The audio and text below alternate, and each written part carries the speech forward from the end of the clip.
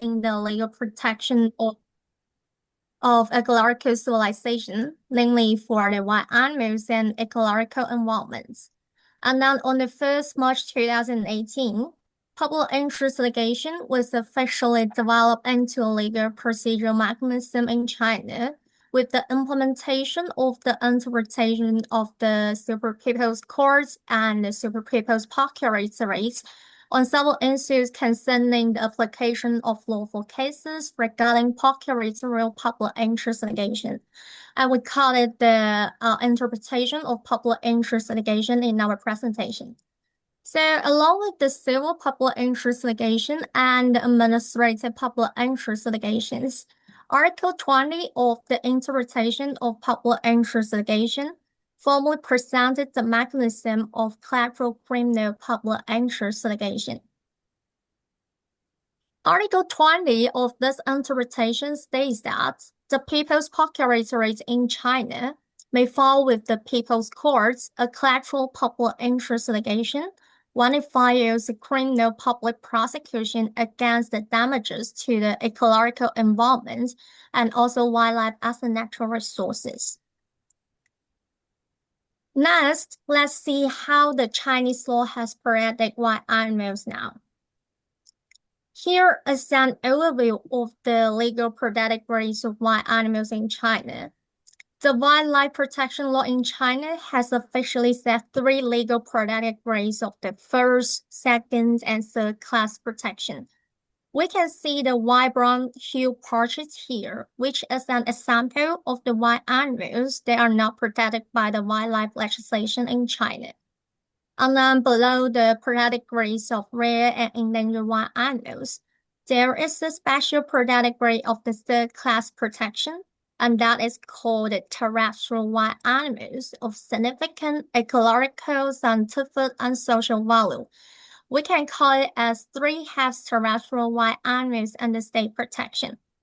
This category is set for the purpose of rational use of wildlife resources in China. Then when it comes to the rare and endangered wild animals, we could take the brown bear as the representative of the wild animals under second grade state protection, and the pangolin as the representative of the wild species under first grade state protection in China. The wildlife protection law in China set the protected grades of wild animals according to the Convention on International Trade in Endangered Species of Wild Fauna and Flora. Based on this, the criminal law in China set different crime categories related to the wild animals. For the crimes harming rare and endangered wild animals, there are the crimes of illegal hunting and killing rare and endangered wild animals, and also the crimes of illegal purchasing, transporting, and selling rare and endangered wild animals and their derivatives. That, when it comes to the crimes harming other wild animals, there is the crimes of illegal hunting for the serious situation. That is the basic legislation of wildlife crimes in China. In our paper, it is important to specify the value assessments of species in China's wildlife legislation. So in China, the calculation of species value is determined in accordance with the protected grades of wild animals. For the rare and endangered wild species under state protection, the assessed value is 10 times the baseline value for wild animals under first grade state protection and 5 times the baseline value for wild animals under second grade state protection. Then for the 3/2 terrestrial wild animals of the third class protection, the assessed value is equivalent to the baseline values according to the directory list of the protected wild animals in China. Then we will explain why we need the public interest litigation to deter the wildlife crimes in China. We take the pangolin family as an example. Pangolin crime is frequent in China because of the traditional medical use and food consumption of pangolins in Chinese culture. And we can look at the table on the slide. In June 2020, all species of pangolins were upgraded from the second-grade state protection to first-grade state protection in China. Therefore, the value of China's pangolin and Malayan pangolin here should be calculated at 10 times their legislative baseline value. However, when compared with the value of pangolins in the table, it is obvious that the 5 penalties listed here are far less than the value of the pangolin family. So we may assume that in face of the high benefits, the defendants often chose to pay fines in order to make huge profits from the pangolin chase in China. Next, we will look at the differences of the incrimination standards between the old 2000 interpretation and the new 2022 interpretation deterring violent crimes in China. The most crucial change of the new interpretation is to replace the quantitative calculation method with the value assessment calculation method. And this table is for the crimes of illegal hunting and killing rare and endangered wild animals. The next table is for the crimes of illegal purchasing, transporting, and selling rare and endangered wild animals and their derivatives. So as we can see, the 2000 interpretation adopted the quantitative standards for involved endangered wild animals, as well as the value standards for their derivatives. However, in the new 2022 interpretation, the standards for determining both have been unified, with the value standards now applied to both. Regarding the smuggling, the changes are same as the last table. In the 2022 interpretation, the value standards are the only incrimination standards now. Then when it comes to the illegal hunting of three-headed terrestrial wild animals, apart from some various criteria related to the prohibited hunting tools or zones in the criminalization process, the primary criterion for conviction has shifted from the quantitative requirement to the value assessments. So based on this, finally, we will discuss the potential impacts on the new 2022 interpretation on incrimination standards of wildlife crimes, as well as the future implementation of collateral criminal public interest litigation.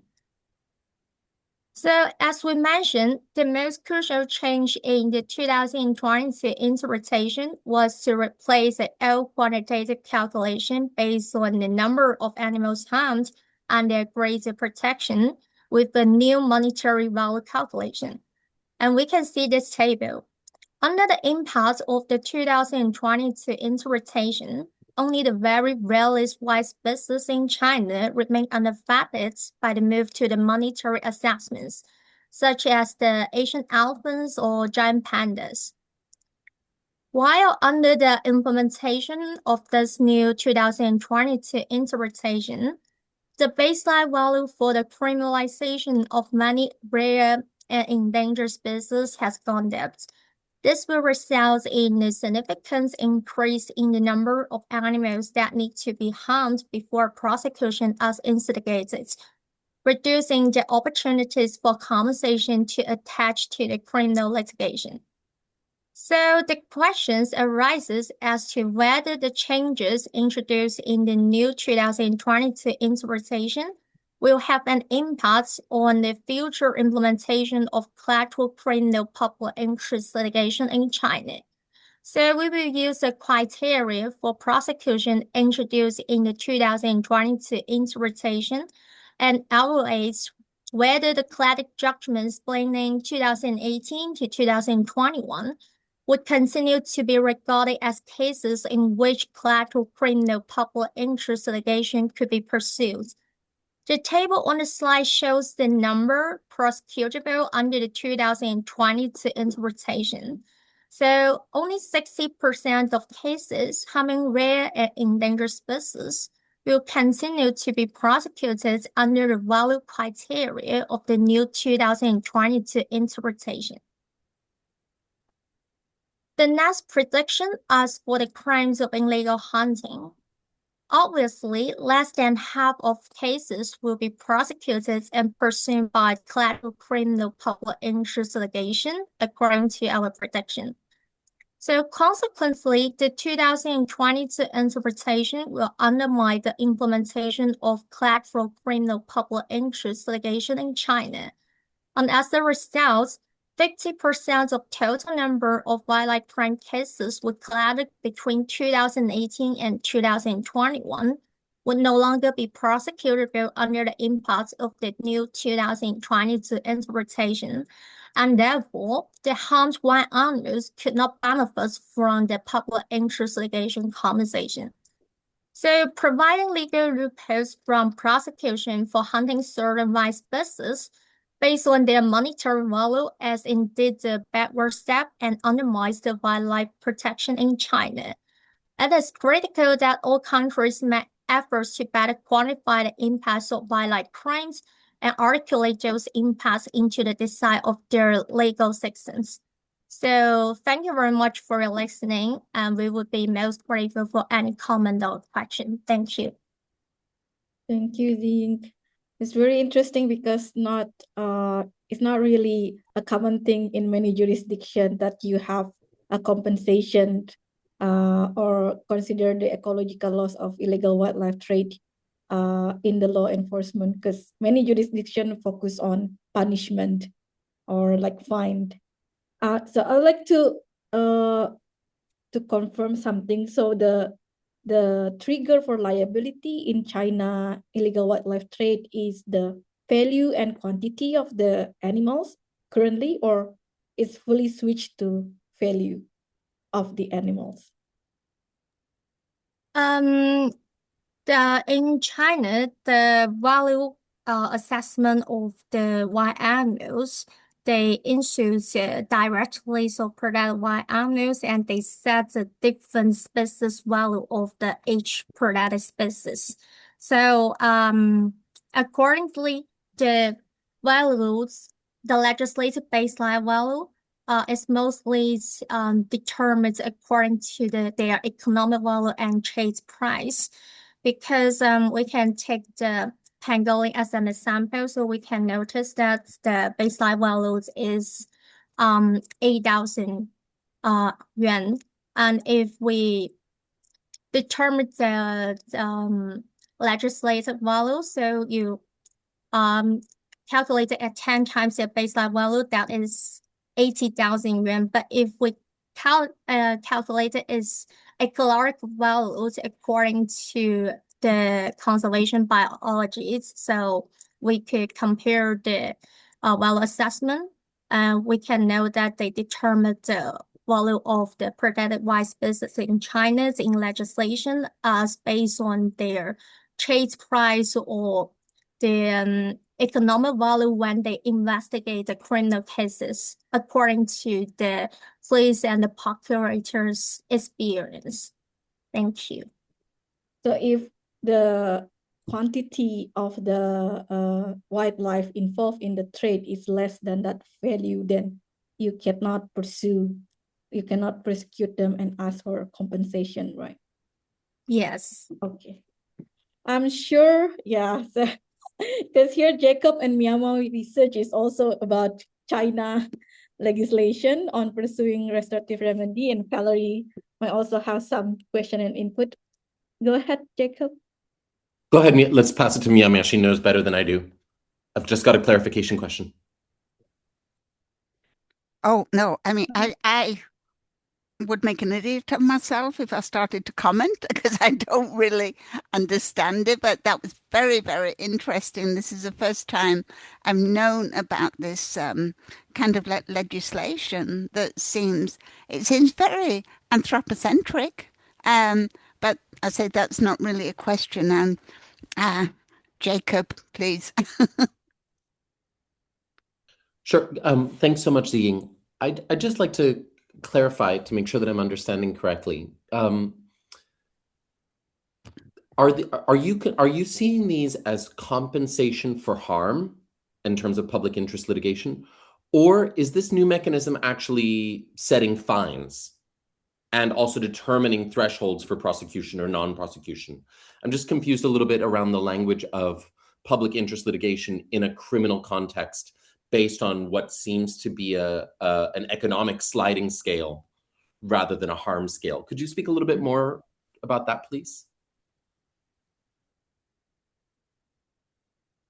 Interest litigation in the criminal context because China has the mechanism that you can pursue the attached civil litigations in the criminal proceeding if the state property or they said the collective property is harmed in the criminal cases. So they established the public interest litigation. It is more like the civil public interest litigation in the criminal cases. When the prosecutors find the environment or the vice business as harmed by the criminal acts, they have the right to pursue the attached public interest litigation to ask for the defendants to pay the compensation, which is different from the criminal fines and the criminal proceedings. So there are the compensation, they decided the compensations for the vice business according to the forensic records or the procurator's assessments, and also make the decisions based on the legislative values determined in the Chinese legislation. So they will make the judgments both for the criminal penalties, such as they will determine the fines amounts and also will determine the public interest litigation compensation, which is used to restore the loss of the harmed wild animals in the ecosystem. I hope this will help you to understand that. Very helpful, thank you. And that second number, not the fine, but the compensation amount, is determined using a formula, or is it determined using something else? The determined formula. So they will use because we have the legislative value. So each value will have the legislative baseline value here and use the assessment method, like 10 times for the wild animals under first grade state protection, and 5 times for the second grade state protection, and the baseline value just for the other protected wild animals. So so they will determine it like that. So if I could just step in, Ziying, you also found in your study, though, that sometimes they didn't use those values when they came to the judgment. It was quite interesting. We saw a lot of cases where they didn't use the values. They listened to scientists who'd been brought in, or they didn't listen to the scientists, and they determined their own values from the bench. So there's some interesting stuff that goes on there too. Very insightful. Thank you both. And just to follow up on that, if the main goal is to remedy the harm, once the prosecutor get the money, what will they do with the money? Because the original intent is to remedy harm in this case. Now, I think it is interesting that they only design the compensation amount in the judgments. And in my doctoral thesis, we found that we have various recipients of the compensation. So like the state treasury, some administrative authorities, and maybe there will be the NGOs or some department for the wildlife protection.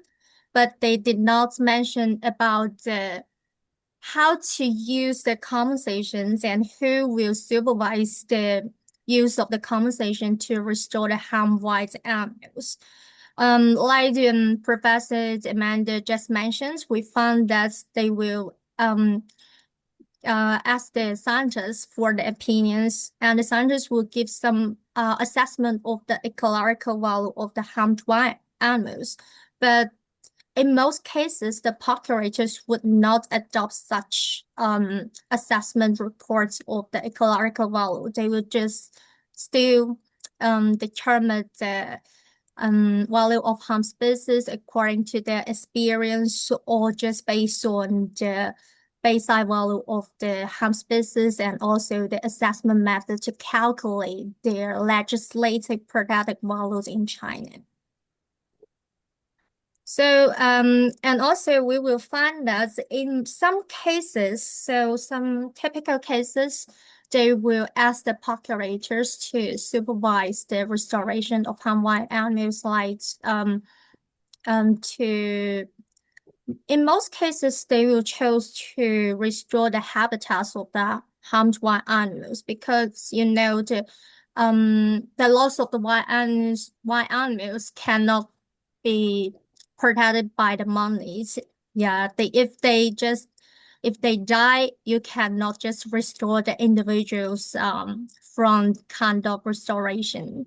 So they will choose to alternative restoration, like to restore the wildlife habitats, or even for the less rare and endangered species, they may be to protect their populations, to maintain the population stable.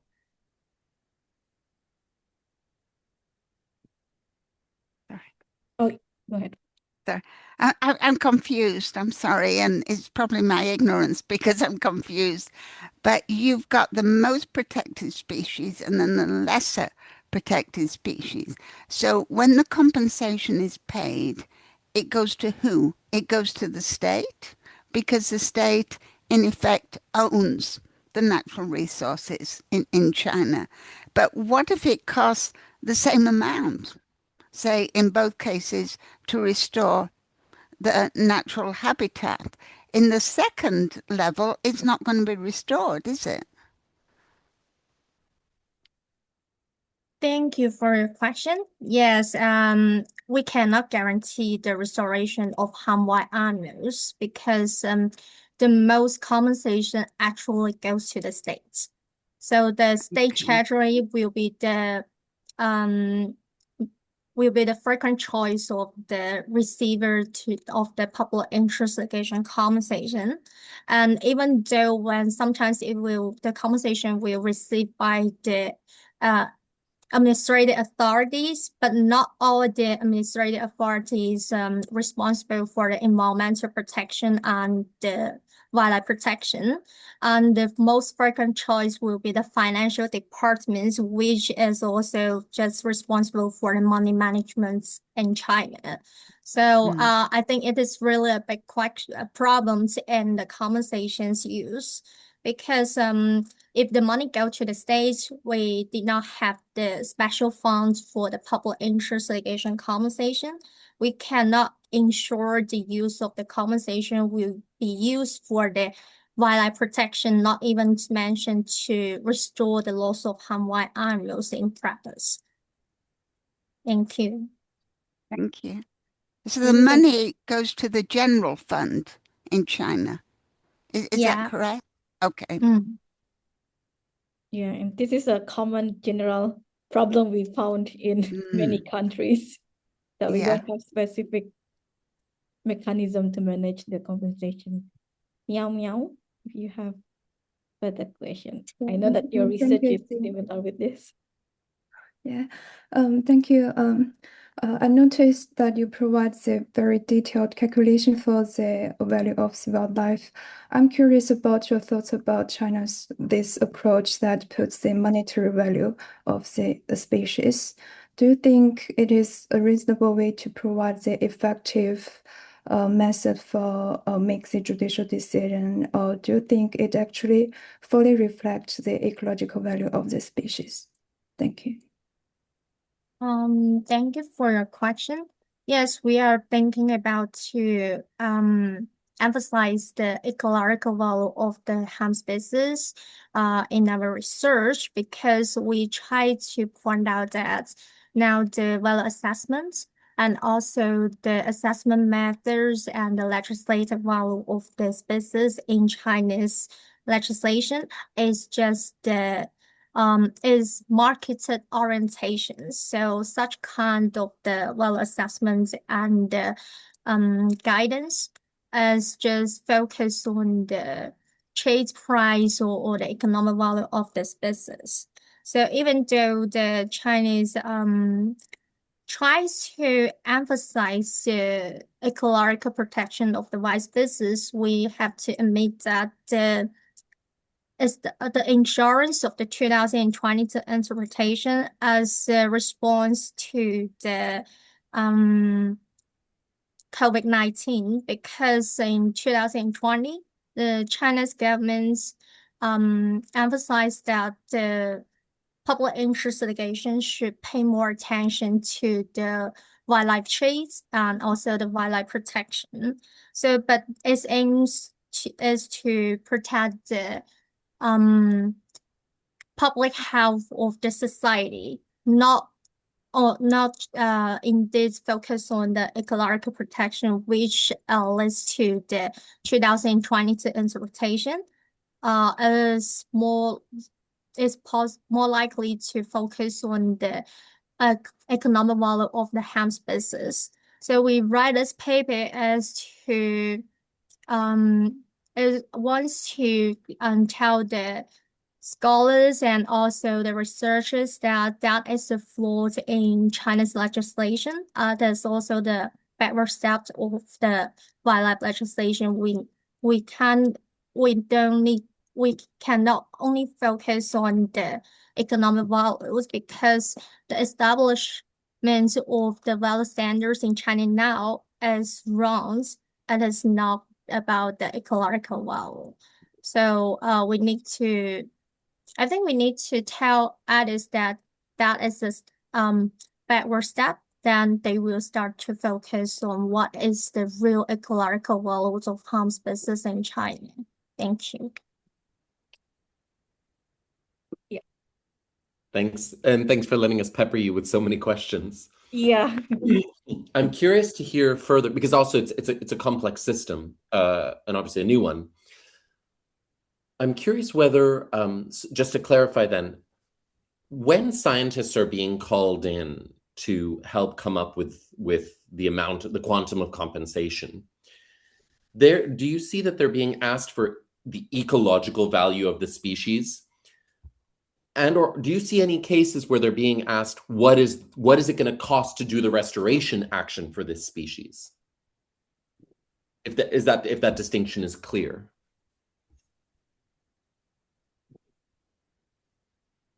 Thank you for your questions.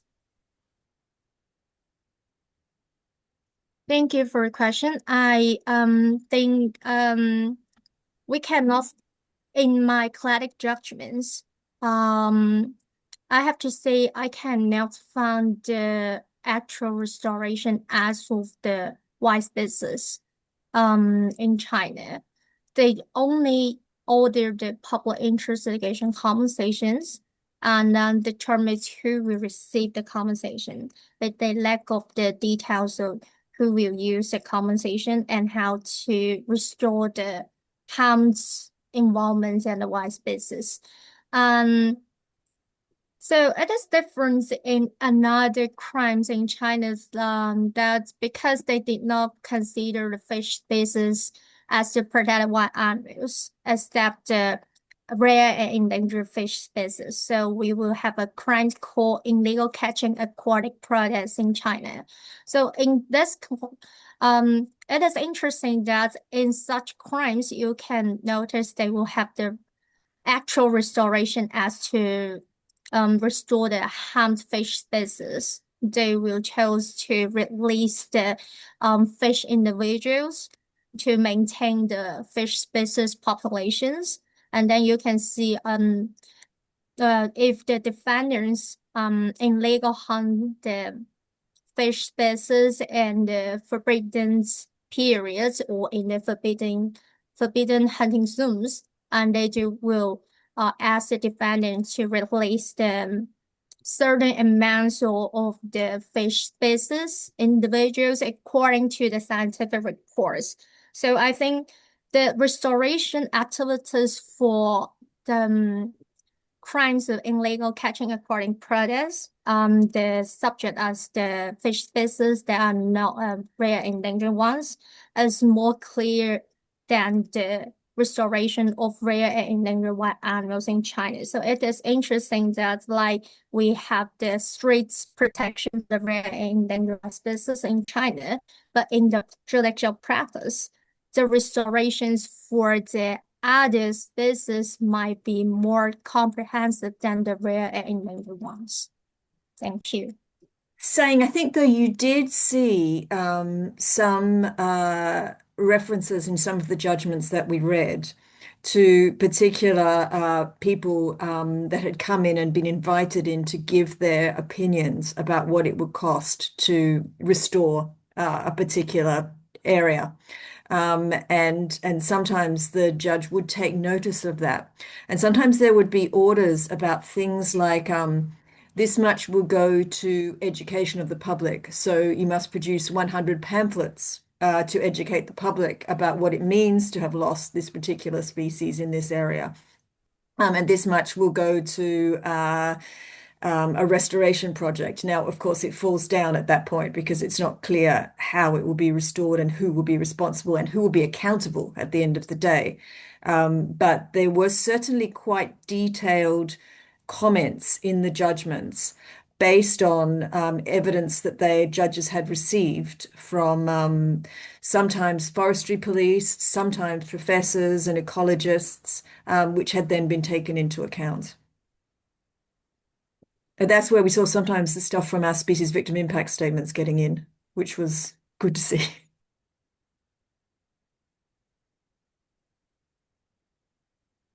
I'm curious because I'm unfamiliar with engaging in public policy in China. To what extent do you feel that there's scope to nudge? Because you've identified some great practices. This is also new practice as well. That's obviously evolving through experience and jurisprudence and so on. And like in Indonesia and in other countries, and Valerie in the EU, right? The practice of then kind of nudging towards, better science, more meaningful, is a slow one at best. I'm curious in the Chinese context, what scope do you feel to, and what power do you have to be able to nudge and engage with judges and or prosecutors to say, look, the laws are good. Here's your case law so far. Here are the things that we could be doing better. Is there scope there for public participation? Thank you for your question. I think the public interest litigation is a newly established mechanism in China. So actually it is a positive mechanism now, but maybe it is not as effective as other countries experience, because before 2018, we only have the criminal fine to restore the harmed environment or vice business, and as the table shows in the Pangolin crimes, the fine penalty is quite low. So we only have the imprisonment and also the low fine penalty. And the public interest litigation as an alternative promising the science to ask the procurators and judges that to focus on the value, not only the punishment to the defendants, but the value of the harmed environment and also the harmed species in the ecosystems. But as we know, and as I show, the amount of public interest litigation compensation is not really close to the ecological value of the harmed species. But we think that will be a good start to ask the judicial practitioners to focus on the values of the harmed species in China, even though now we can only focus on the economic values at first. And towards that, Ziying's doing a paper within China, and also more of a policy type paper, which she'll be sharing with policymakers, which is, of course, allowed. How much impact it has, we don't know, but we do have access to the Nanjing Forestry Police through one of the NGOs there, and we're pushing it that way as well. Sorry, I want to follow up again, if I may. That's great and exciting. I'm curious, Ziying, do you want them to focus more on the ecological value of wildlife? Or do you want them to focus more on the cost of restoring the ecological value of the harmed wildlife? Thank you for your question. I would like to focus more on the both ecological value but also the restoration cost, because as we know, the ecological value is for the species, but we also have the profound impact of the ecosystem. So the restoration is not only for the harmed species but also for the related habitats and also their neighboring species. I think it is more about the ecological value of the harm species, but also we need to focus on the restoration costs. So if we can do that, I think it will be a great policy to enhance the wildlife protection in China. In China, we have the civil litigation called the ecological function compensation litigation. That civil litigation is more focused on the ecological value, as well as the restoration cost of the harmed environments and also the wildlife in China. But it is still the new practice in China. So at the current stage, I think it is still difficult to introduce such kind of the assessment of ecological functions and the restoration costs into the criminal cases. But we will try to try to discuss the integration of such kind of litigation and public interest litigation to protect the wild species in China. Thank you. I've got a very basic question that may mean nothing at all. You refer to this as public interest legislation. I think in the UK and the EU and the US, Australia, etc., it would be referred to as nature conservation legislation. Is there anything, is it just a name? Or it seems, as I said earlier, very anthropocentric. Looking at compensation, is it really to conserve nature, or is it just this category of legislation that is not for like private persons being harmed? It's the non-owned environment, it's nature being harmed. Thank you for your question. We call it public interest litigation because in the Constitution of China, they define the environment and the wildlife interest as the public interest. So in China, they use the public interest litigation to define a kind of mechanism to protect the ecosystem. And the initial aims of the establishment of public interest litigation is to protect the environment and wildlife at first. The environment and also other natural resources, not only for the wild animals. So it's for the environment and natural resources in China at first. And they, after 2018, they expand the scope of public interest litigations to other public interests, like you mentioned, maybe like the food and drug safety in China.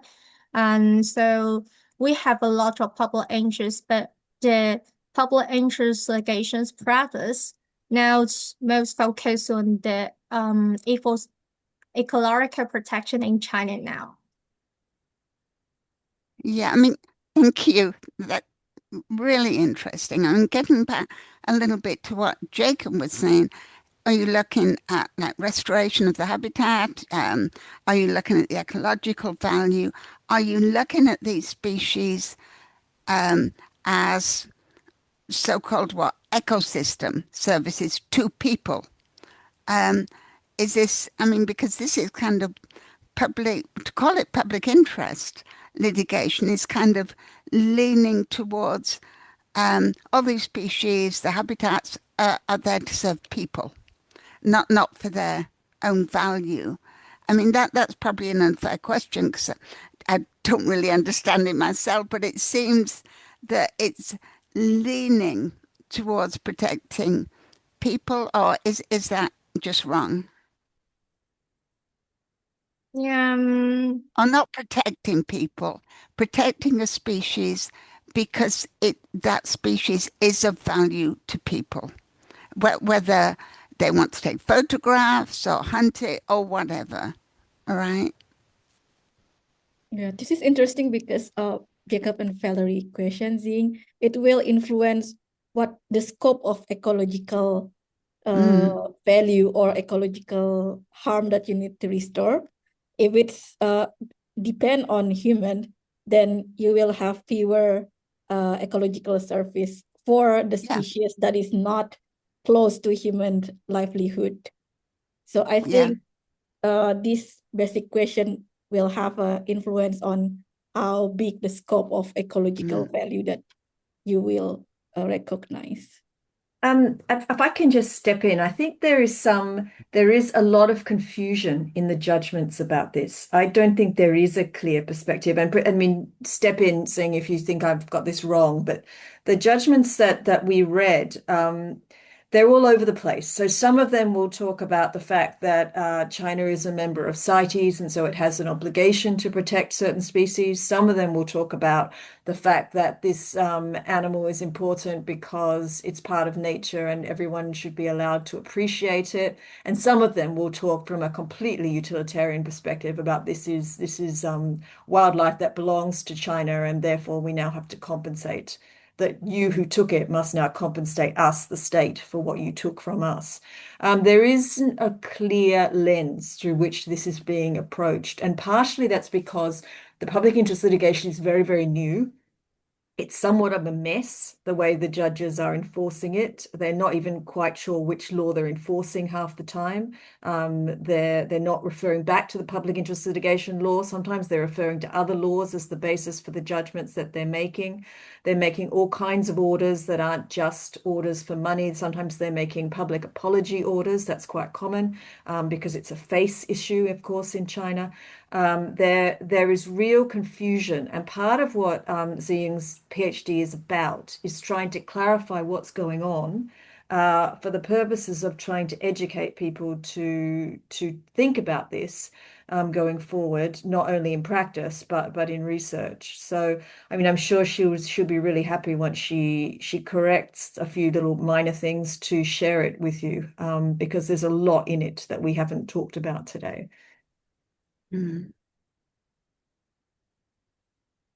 that is really interesting because, I mean, when you look back, for example, in the US, you go back to 1970s, Clean Water Act. It's looking at surface water. Rivers should be fishable and swimmable, pure anthropocentric. You look at some of the conventions, the declarations, Stockholm, whatever, looking at the human environment. And I like to think that we've moved away from that. And it seems a little bit like China's at the beginning of this. I mean, is that a correct or incorrect statement? No, that's a completely correct statement. And in the wildlife protection law, it talks about the fact that wildlife belongs to China. To people or Yeah, to China? well, same thing. China, it is the same thing. Okay, thank you.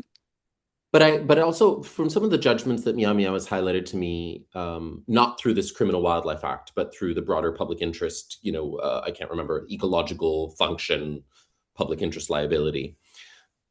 I would agree with you on one hand, Valerie, but some of the judgments that Miao Miao has highlighted, we're using to show judges in other countries because it does things that are, let's say, far more, progressive, for lack of a better word, far more comprehensive, because it includes restoration, it includes public apologies, it includes a community service component. As and judgments refer to value beyond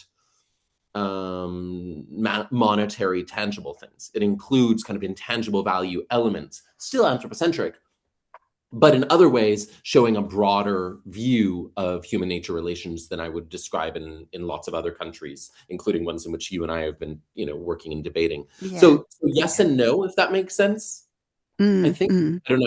Amanda, Oh yeah, Ziying, no, does that? I agree with you, Jacob, and I think that that's really the takeaway from our paper that we shared is that yes, China's getting some of this wrong, but gee, they are an outlier as far as the rest of the world is concerned because they're really trying to think about it and turn the prism in a way that many other countries aren't yet.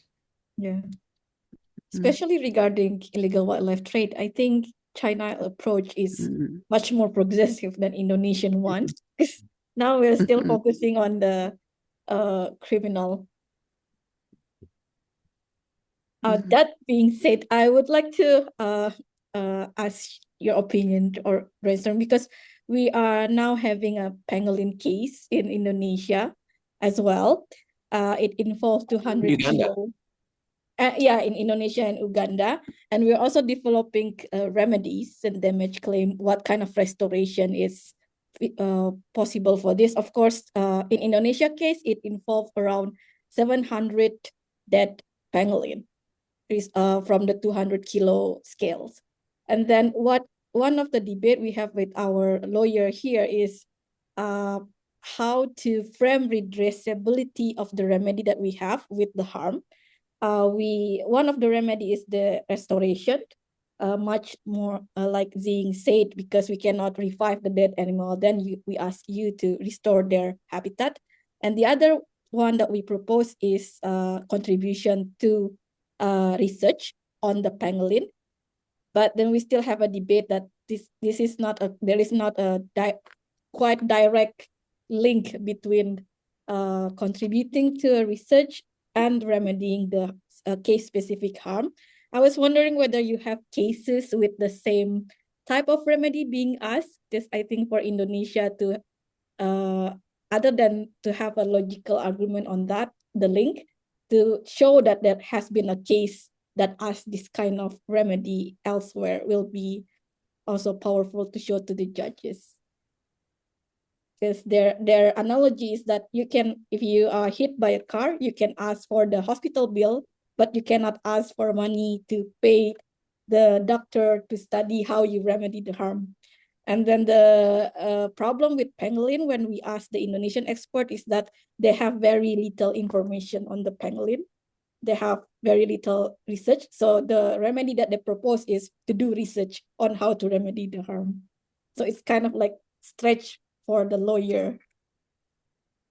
I wonder what is your opinion, or do you have any case similar? Saying, did we have I don't think we had any cases about research being funded out of the money, but we did have cases where NGOs got funding. Now, what an NGO then does with the money, of course, can be, I guess, extended to funding research. Just off the top of my head, what about anti-poaching as a way to use the money as well to organize anti-poaching efforts?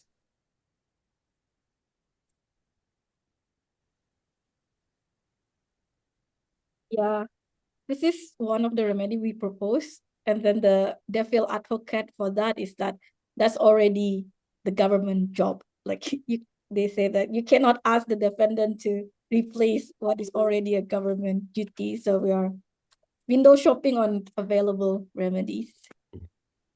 In Uganda, though, the Wildlife Authority lawyers feel that element of monitoring or patrolling is more likely.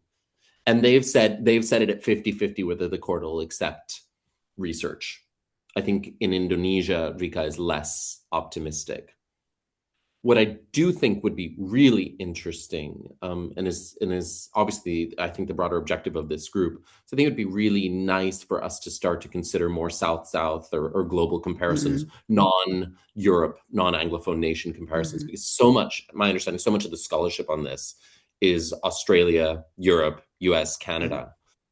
And I think, or sometimes France, you know what I mean? Like, I think it would be really interesting to start thinking about more dynamic, permutations of comparison and of practice, including because there's so much scope, I think, to inform judges across jurisdictions because they haven't been doing this for very long, or if at all. So I think it'd be nice maybe if this can evolve, this conversation can evolve into something. Mm. I have one question.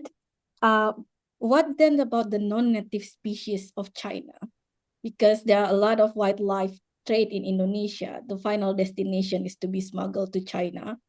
So if it's not acknowledged, it's not native species, will they get the same protection?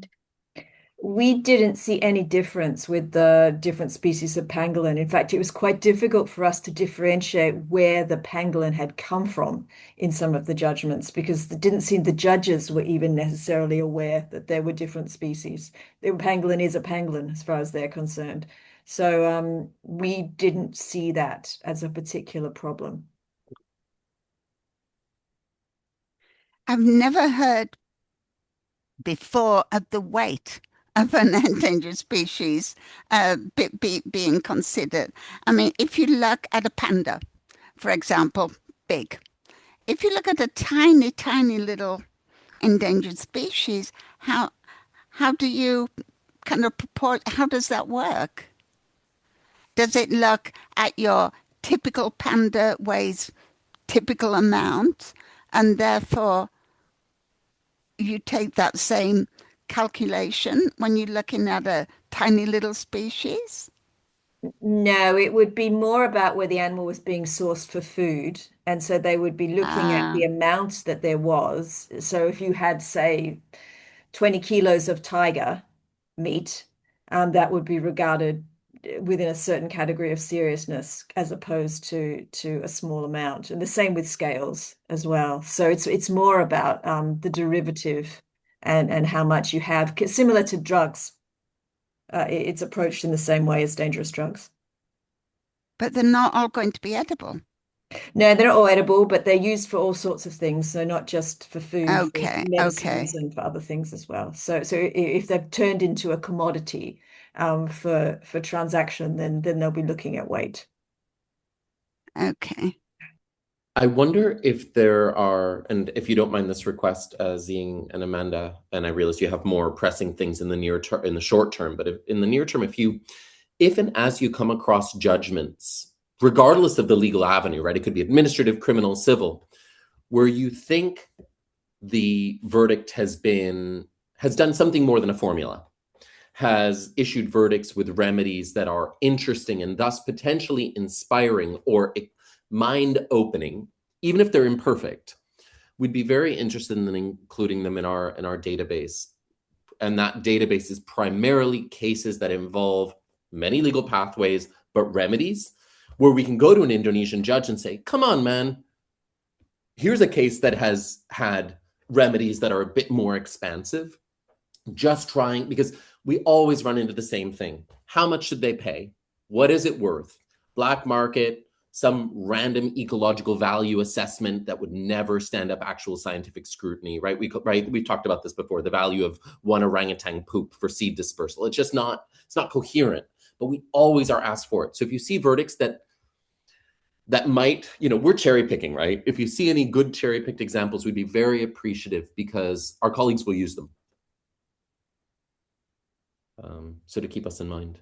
And the other thing is, I think it would be really nice, Ziying, if when you're done with your corrections, if you might consider maybe a short blog for conservation litigation about the fact that there's exciting things happening in China.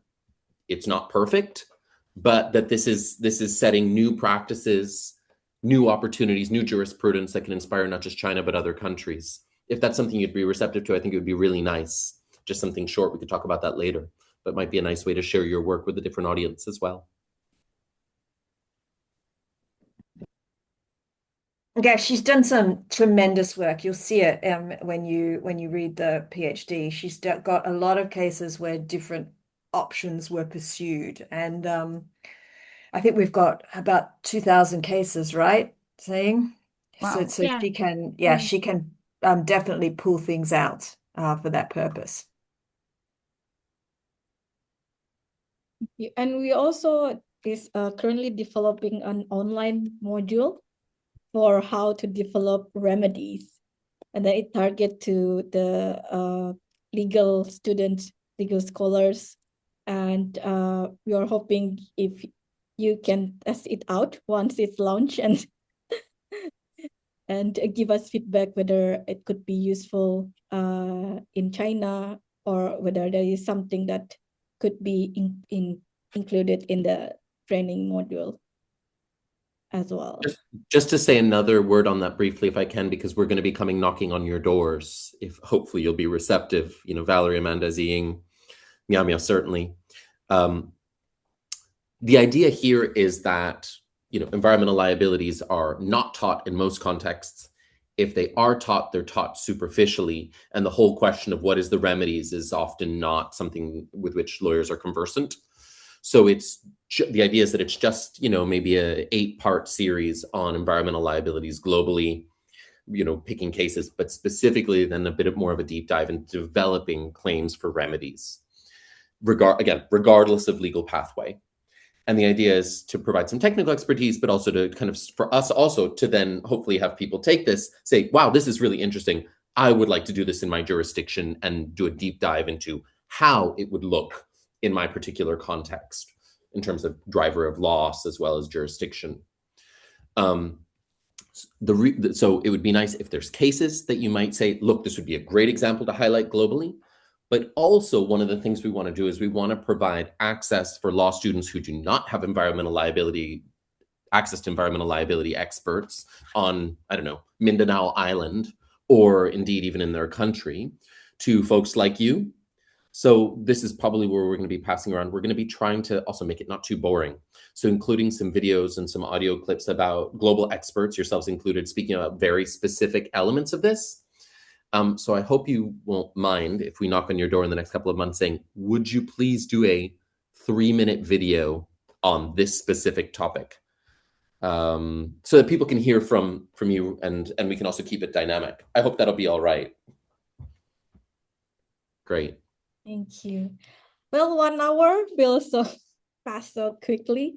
To conclude the session, Dean, maybe you want to deliver short conclusion and tell us what is your future plan after closing this PhD chapter to inspire us to hear, because I will be also finishing my PhD and still looking for what to do next.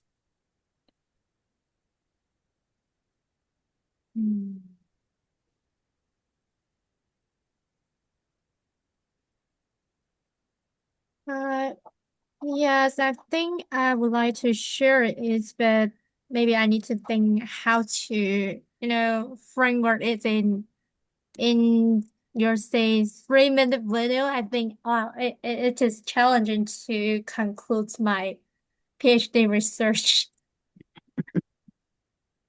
Yeah. Okay, we are looking. Thank you for sharing with us the interesting development in China. This is a very new topic, and we learn a lot. And I hope today will not be the last discussion. We will definitely follow up on you. Thank you, and see you again in the next 2 months of BELS bi-monthly discussion. Congratulations, Ziying, and thank you very much. Congratulations. Thank you Yeah, very much, everybody. congratulations. Thank you. Thank you for letting Ziying share. So I'm sure she really enjoyed it. Really interesting, really insightful. Thank you both. Okay, Very. thank you. Thank Bye. you. Bye-bye.